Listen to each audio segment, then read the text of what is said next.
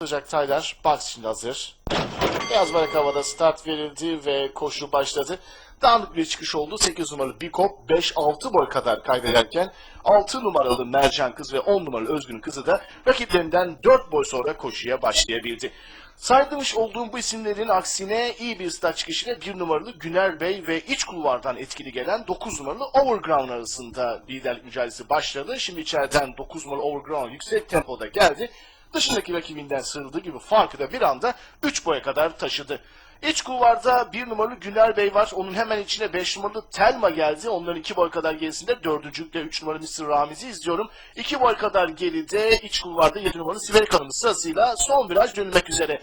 9 numaralı Overground koşun liderliğini yapıyor. 1 numaralı Güner Bey ve dışarı çıkan 2 numaralı Mühendis Burcu 2 ve 3 olarak takipteler.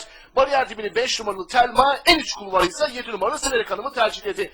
Pisti ortalayan 9 numaralı Overground koşun liderliği yapıyor. Dışından 1 numaralı Güner Bey. Son 300 sonrasında etkili geldi. Rakibini yakaladı. İç kulvardan da Siverek Hanım'ı yürüdü. Son 200 sonrasında öne plana çıkan isimler iç kulvarın Siverek Hanım'ı dışarıda. 1 numaralı Güner Bey mücadelesinde son yürü geçilirken dışarıdan Güner Bey geliyor. İçeride Siverek Hanım direnme çabasında. İçeride Siverek Hanım az farklı önde. Ve koşuyu kazandı mı? Buna varış hakemleri karar verecek. 3 numaralı Mr. Ramiz, 5 numaralı Telma üçüncülük için yakın arayla bitirsin geçiyorlar. 7 numaralı Siverek Hanım'ı yoksa 1 numaralı Güner Bey mi koşuyu kazandı? Buna varış hakemleri karar verecek.